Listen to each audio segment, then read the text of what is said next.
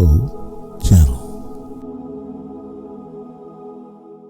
Pensacola, Florida, and they've had all kinds of physicists and scientists look at the film. It's absolutely authentic. There is nothing fraudulent about it, and it's really interesting. I just can't I can understand why the networks didn't pick it up, because each one is controlled by a member of MJ-12. That's quite a claim, but we're going to take a look at the film now and see if it's worth suppressing.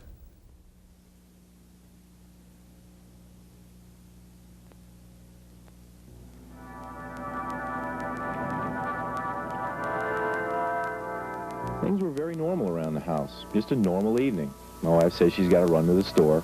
Anyway, I'm sitting at my desk. Out the window, I noticed something, a glow. I got up and walked around outside and looked. It just didn't look like a helicopter or an airplane. I realized that it was not something normal. I thought I'd call in the police. And I said, well, I better take a picture first. I had no feelings I was going to be, hurt or anything. I took 4 shots and ran out of film, and again in my mind, take some more pictures.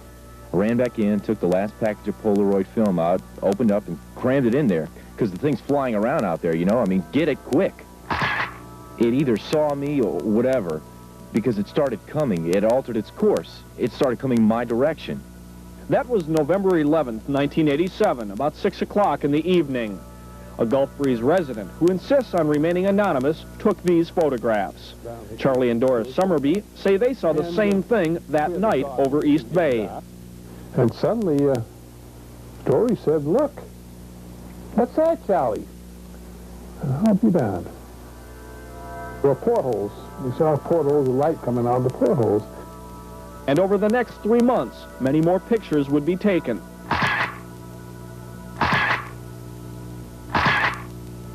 By different people.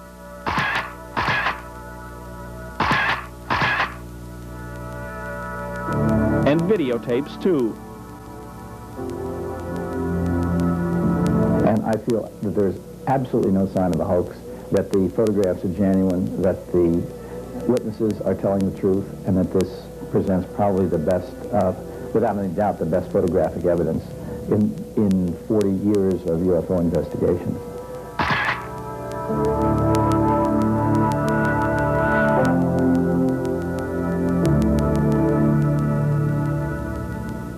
As this series goes on, we see a lot more of that videotape evidence. Yeah, there's a minute and 38 seconds of it, and it's pretty interesting stuff. We've never seen that before, have we? It's great. And on one morning, he goes out with his camera, and 3 of them show up, and he has a spectacular shot of 3 of them. And on one of the shots, they tip the saucer so that they can see up in the inside in the bright glowing ring of however it's powered. Take it that's not a weather balloon. The government wouldn't contend it's a weather balloon. No, that's for sure. How does the government explain this, or has anyone ever put the question to them? Nobody's put the question to them, because they've still got their stock response is the Air Force quit investigating UFOs in 1969. What do you suppose that bunch wanted? They knew pictures were being taken of them. Why were they hanging around there? It's got something to do with what's going on now, and I can't even fathom what's going on. But it shouldn't be too long before we find out. A lot of stuff has happened in the interim between July 1947 and that incident we just saw. You were going to bring us up. I was going to tell you that a lot of Air Force pilots and planes have been, the pilots have been killed and the planes destroyed. The first one was the Thomas Mantell crash, January 7th, 1948.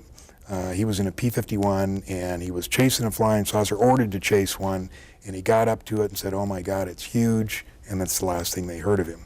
1948 was the second crash of a flying saucer near Aztec, New Mexico. 1950 was the third crash near Laredo, Texas, about 30 miles inside the Mexican border.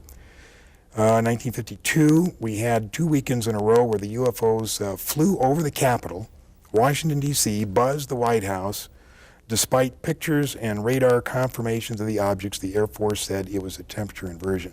Now, did this ever make the newspaper back in 52? It made all the newspapers, but it's been such a fantastic mental programming that we've been forced to forget this. It was in the papers. It was one of the most spectacular UFO events in history. 2 weekends in a row. In the newspapers, I don't know if you've gone back and looked at the newspapers from that era, but how did the newspaper people explain what it was? They told the Air Force line it was temperature inversion, but they had pictures of them. And it was just said it was temperature inversion. And what happened after that? What's next? The government established an intensive program of ridicule against anyone who said they saw flying saucers. And fear of ridicule was the foundation on which the cover-up was placed. Nobody likes to be ridiculed. And they built that fear into anybody so that nobody would talk about it. 1952, Eisenhower was elected. He was briefed by Hill and Cotter. Eisenhower, being military, took steps to ensure that the secret was kept. Because of his military background, he made it more military-oriented than, say, a civilian president would have. And it's this, I think, that has let his actions let the real power of the executive office slip through the hands of the president into MJ-12. And we've got a copy of, I think, outside of that document where Eisenhower is briefed in that. He was briefed, and he set it up.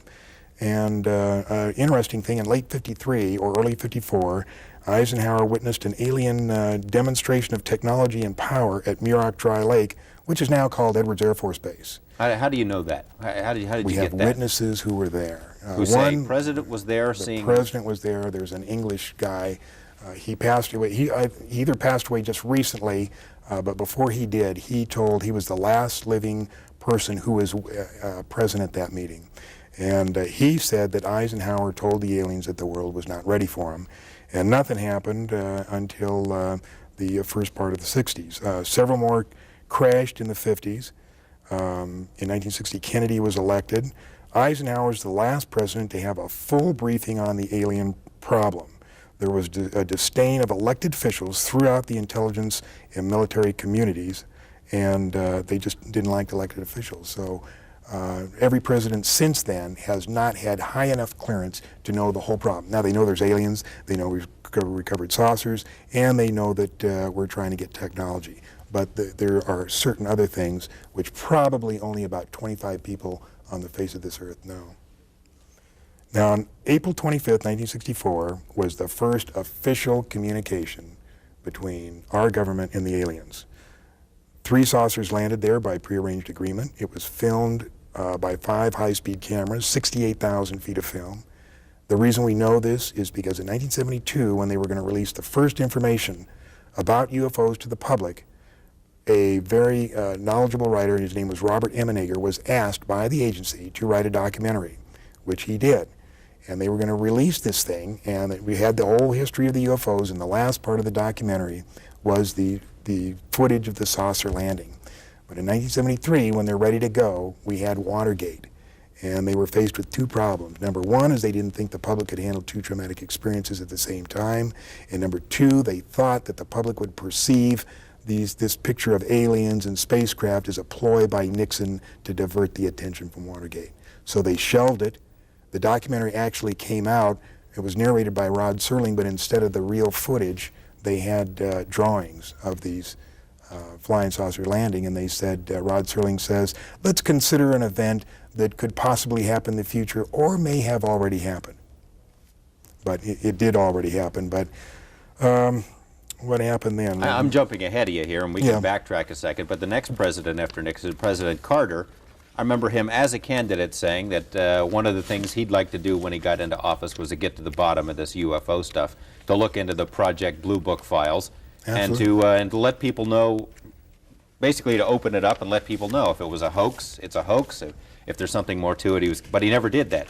No, he said when he was during his campaign, he said, if I become president, I'll make every piece of information this country has about UFO sightings available to the public and the scientists.